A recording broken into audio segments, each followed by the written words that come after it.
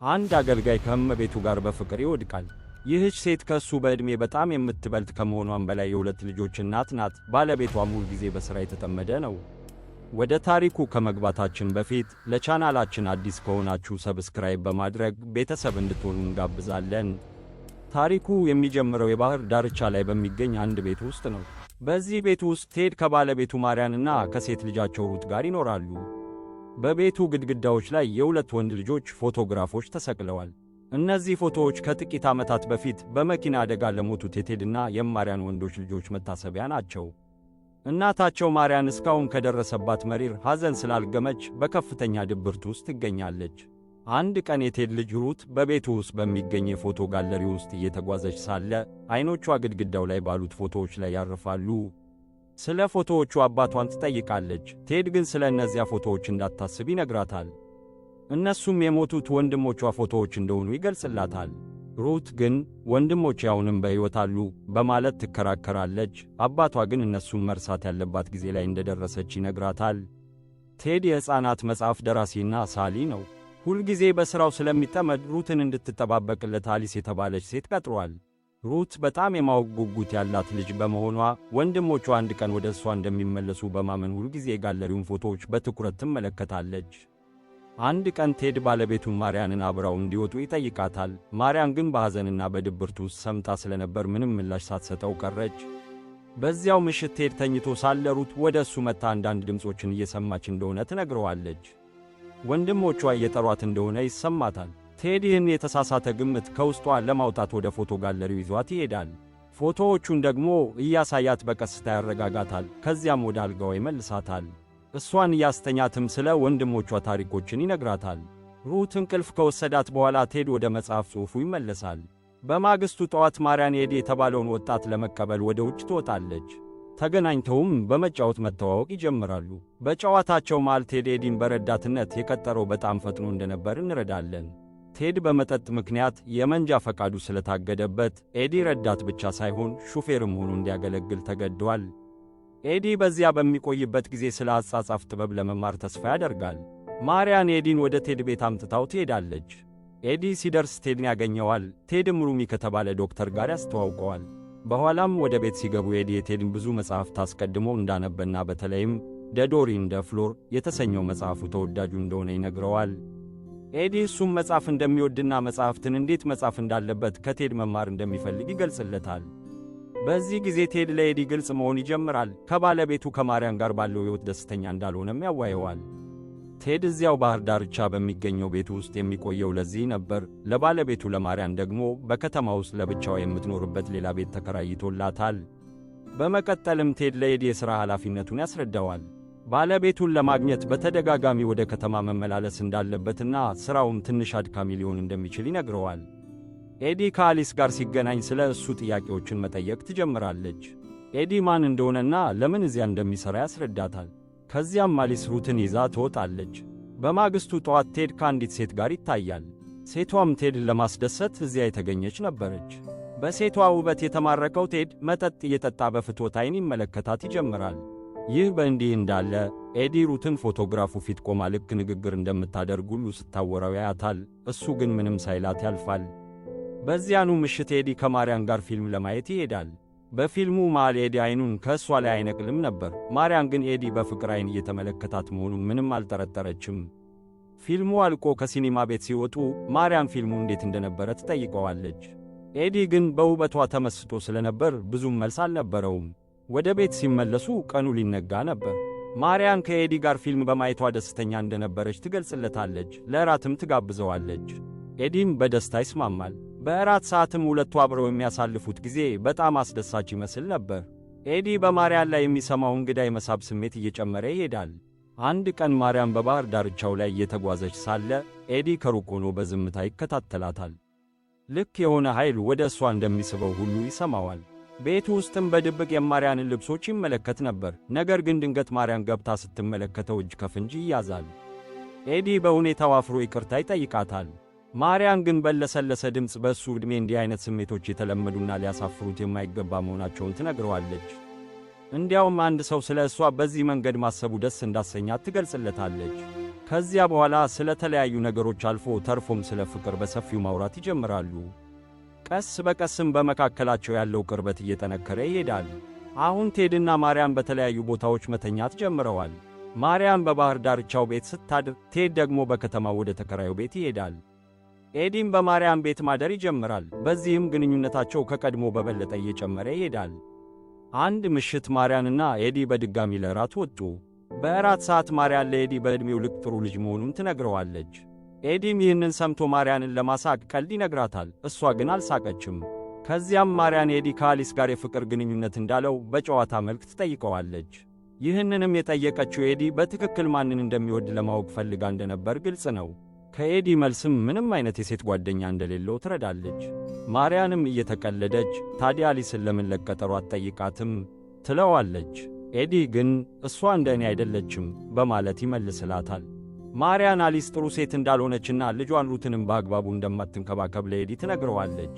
ማርያን አሁንም ቢሆን ባለቤቷን ትወደዋለች፣ ነገር ግን የልጆቿን ሞት ፈጽሞ ልትረሳው አልቻለችም። በዚህም ምክንያት ለልጇ ለሩት ተገቢውን ፍቅር መስጠት ተስኗታል። ይህን ከተናገረች በኋላ በጋለሪ ውስጥ የሚገኙትን የልጆቿን ፎቶግራፎች ለኤዲ ታሳየዋለች። ምሽት ላይ ሁለቱም ለመተኛት ወደ የክፍላቸው ቢያመሩም ኤዲ ግን እንቅልፍ ሊወስደው አልቻለም። አእምሮ በማርያን ትዝታ ተሞልቷል። ድንገት ማርያን ወደ ኤዲ ክፍል ትገባለች። ስሜቷ የተለየና የፍቅር ስሜት ያረበበት ይመስላል።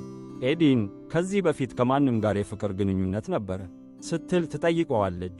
ማርያን ኤዲን ለመማረክ የፈለገች ትመስላለች። በውስጧም የፍላጎት እሳት እየነደደ ነበር። በለሰለሰና የፍቅር ስሜት በተሞላበት ድምፅ ካወራችው በኋላ ልብሷን ማውለቅ ጀመረች። ኤዲ ይህንን አጋጣሚ ማጣት አልፈለገም። በማርያን ልብ ውስጥ ያለውን ፍላጎት አስቀድሞ ተረድቷል። ሁለቱም ተቀራረቡ። በዚያም ምሽት አብረው አደሩ። ማርያም በእውነተኛ የፍቅር ስሜት ውስጥ ሆና የተወደደች መሆኗን የተሰማት ከብዙ ዓመታት በኋላ ለመጀመሪያ ጊዜ ነበር። ከሁኔታው በኋላ ኤዲ ከእሷ ጋር ማሳለፉ ምን ያህል ደስ እንዳሰኘው ይነግራታል። በማግስቱ ጠዋት ሁለቱም በባህር ዳርቻው ላይ ለሽርሽር ወጡ። ቴድ አብረው ሲጓዙ ቢመለከታቸውም በመካከላቸው የሆነ ነገር አለ ብሎ ሙሉ በሙሉ እርግጠኛ አልነበረም። ቴድ ሁል ጊዜ በራሱ ሥራ ስለሚጠመድ ስለ እንደዚህ አይነት ነገሮች ለማሰብ ጊዜም ሆነ ፍላጎት አልነበረውም። እሱ በሚቀጥለው መጽሐፉ ላይ ደክሞ በመስራት ላይ ነበር። በኋላ ላይ ከቴድ ጋር በአንድ ድግስ ላይ ሳሉ ቴድ ከወጣት ሴቶች ጋር የመልከስከስ ልማድ እንዳለው ኤዲ ያስተውላል። ቴድ ለምን ማርያንን እንደማይወዳት አሁን ለኤዲ ግልጽ ይሆንለታል። ወደ ቤት እየተመለሱ ሳለ ቴድ ለኤዲ ዛሬ ማርያን ከብዙ ጊዜ በኋላ ስትስቃየዋት ይለዋል። ኤዲ ምንም ምላሽ ባይሰጥም ቴድ ግን ማርያም በኤዲ ፍቅር ሳይዛት አልቀረም ብሎ መጠርጠር ጀምሮ ነበር። ኤዲ ግን በብልሃት የቴድን ጥርጣሬ ያመክነዋል። በኤዲና በማርያን መካከል ያለው ፍቅር እየጠነከረ ቀጠለ። ብዙ ጊዜ አብረው ማሳለፍ ቢጀምሩም ኤዲ የረዳትነት ሥራውን ግን በአግባቡ ማከናወኑን አላቋረጠም ነበር። ግንኙነታቸውን ቴድ እንዲያውቅበት አይፈልግም ነበር። እንዲያውም ኤዲ ከቴድ ጋር ቴኒስ ሲጫወት ሆን ብሎ ይሹነፍ ነበር። ይህም ቴድ በእሱ ላይ ስጋት ወይም ጥርጣሬ እንዳያድርበት ለማድረግ ነው። በማግስቱ ጠዋት ኤዲ ከቴድ ጋር ወደ አንድ ቦታ እየሄዱ ሳለ ቴድ ስለ ማርያንና ስለ እሱ ግንኙነት ኤዲን ፊት ለፊት ይጠይቀዋል። ቴድ ማርያንን መፍታት እፈልጋለሁ፣ ግን የአንተ እርዳታ ያስፈልገኛል። የልጄን የሩትን አሳዳጊነት ማግኘት እፈልጋለሁ ይለዋል። ወደ ቤት ሲመለሱ ኤዲ ለማርያን ቴድ መጥፎ ሰው እንደሆነ ይነግራታል። ማርያን ግን ቴድ ጥሩ አባት መሆኑንና ሩትንም በሚገባ እንደሚንከባከባት በመግለጽ ትሟገትለታለች። የእሱ ብቸኛው ጉድለት ለስዕል ያለው ጥልቅ ፍቅር መሆኑንና እሷም ይህንን እንደምትጠላ ትገልጻለች። በትዳራቸው መጀመሪያ ሰሞን ቴድ የእሷን ምስል ይስል እንደነበርና ይህም በጣም ምቾት ይነሳት እንደነበር ታስታውሳለች። በዚያው ምሽት ኤዲና ማርያን አብረው ሳሉ ኤዲ ስለ ልጆቿ ጉዳይ ያነሳል። ኤዲ ስለ ልጆቿ በጠየቃት ቅጽበት ማርያም በስሜት ትናወጣለች። የሞቱት ልጆቿ ትዝታም ያጥለቀልቃታል።